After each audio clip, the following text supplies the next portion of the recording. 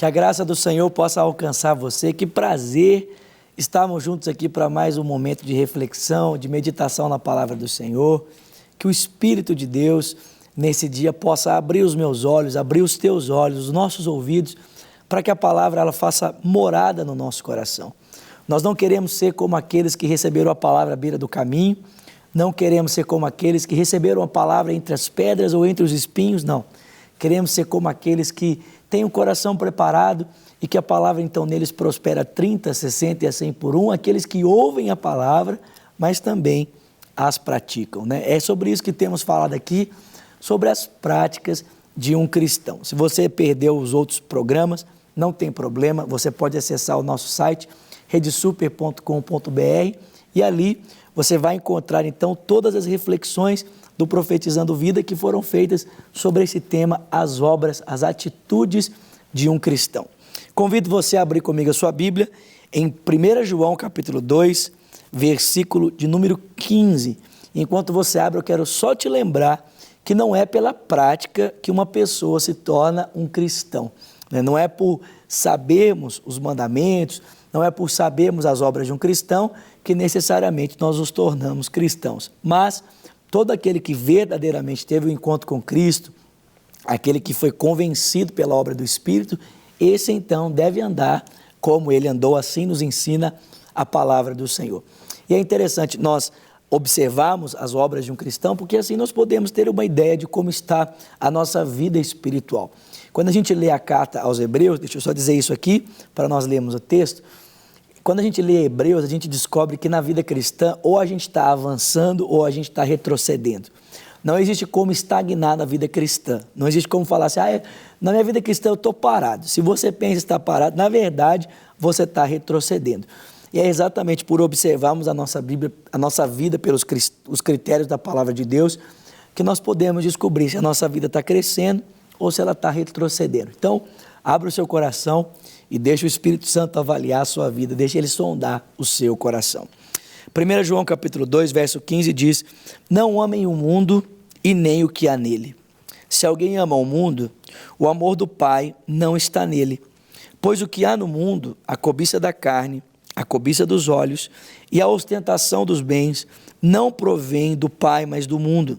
O mundo passa e a sua cobiça também passam, mas aquele que faz a vontade de Deus permanece para sempre. É tão interessante que, ao lermos a palavra de Deus, nós descobrimos que a Bíblia fala sobre 3 mundos. O primeiro mundo que a Bíblia fala é o mundo criado, é sobre a criação. E não é sobre esse mundo que o texto bíblico está falando aqui. Deus não tem nenhum tipo de aversão ao mundo criado. Aliás, Deus ama tanto esse mundo que Ele há de renová-lo com a glorificação dos filhos de Deus, para que a nova Jerusalém seja estabelecida exatamente aqui, para que possamos viver eternamente com Ele em comunhão. Mas olha só, existe um outro mundo que a Bíblia nos fala, que são as pessoas. Em João 3,16 a gente lê, porque Deus amou o mundo de tal maneira que deu o seu Filho unigênito, para que todo aquele que nele crê não pereça, mas tenha vida eterna. Esse também não é o mundo mencionado aqui nesse texto. Deus ama as pessoas. E todo aquele que deposita a sua esperança, a sua confiança na obra de Jesus Cristo, é alvo então do amor de Deus, é alvo então da misericórdia de Deus. Mas existe um mundo mencionado para nós aqui, e esse mundo então há um ódio da parte de Deus por esse mundo. E esse mundo é um mundo de sistema, são regras, valores, um sistema de crenças que é totalmente contrária aos parâmetros de Deus, às regras, aos preceitos, ao caráter de Deus. E é exatamente contra esse mundo que Deus, ele tem ódio, ele desperta a sua ira contra esse mundo. E é tão interessante que a Bíblia vai dizer que, a respeito desse mundo, existem 3 elementos na vida de uma pessoa que podem estar relacionados a ele. O texto diz a cobiça dos olhos, a cobiça da carne e a ostentação dos bens. A gente vê isso claramente ilustrado ali na queda, em Gênesis capítulo 3, na vida de Eva. O texto bíblico diz que a serpente se aproxima dela e diz para ela, olha, é assim que Deus disse, de nenhuma árvore do jardim vocês poderão comer? E a mulher responde, não, das árvores do jardim, da sorte das árvores do jardim poderemos comer, mas da árvore que se encontra no meio do jardim, dela não devemos comer e nem nela tocar, porque no dia que fizermos isso, certamente morreremos. E a serpente diz, não, vocês não vão morrer. Na verdade, Deus sabe que no dia em que vocês dela comerdes, os seus olhos se abrirão e vocês serão conhecedores do bem e do mal. Vocês serão como deuses. E o texto diz que, vendo a mulher que a árvore era boa, concupiscência dos olhos, né, e que ela era agradável ao paladar, concupiscência da carne, e que por meio dela poderia obter discernimento, né, a soberba da vida, um desejo de obter um conhecimento do qual ela não precisava de uma forma a qual Deus não havia determinado. O texto diz que ela tomou do seu fruto e comeu e deu ao seu marido que comeu com ela. E o texto diz que por essa razão os olhos de ambos se abriram e eles perceberam que estavam nus. O texto diz que um cristão, ele não ama o mundo. Ele não se deixa seduzir pela concupiscência dos olhos. Ele não se deixa seduzir pela concupiscência da carne. Ele não se deixa seduzir pela ostentação dos bens, pela soberba da vida.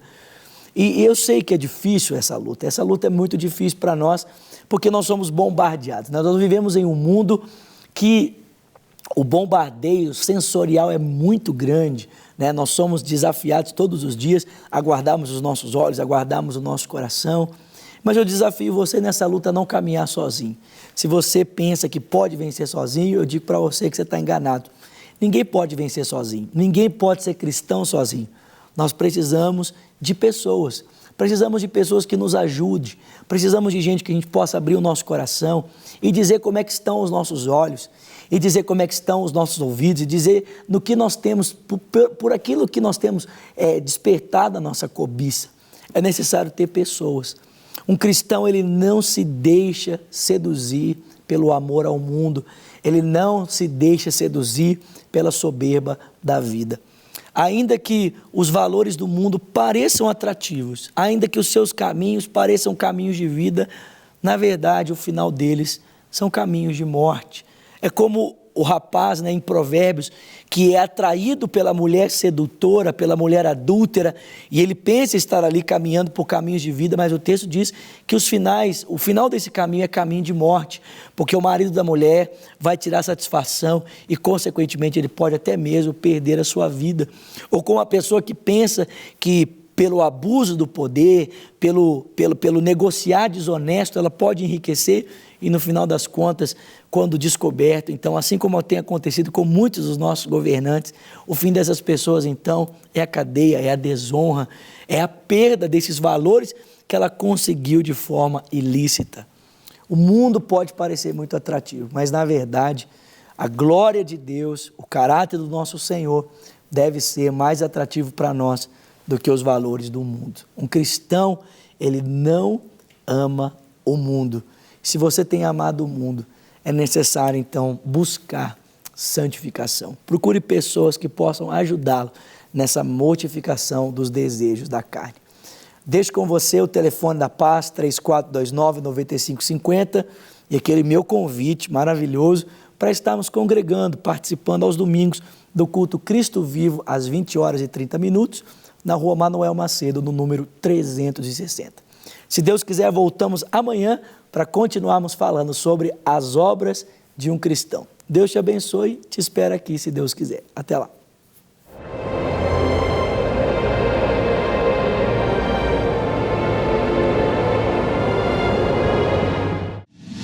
Para receber todas as novidades do canal, inscreva-se e, se curtir o vídeo, clique em gostei. Aproveite para acompanhar a Rede Super nas redes sociais.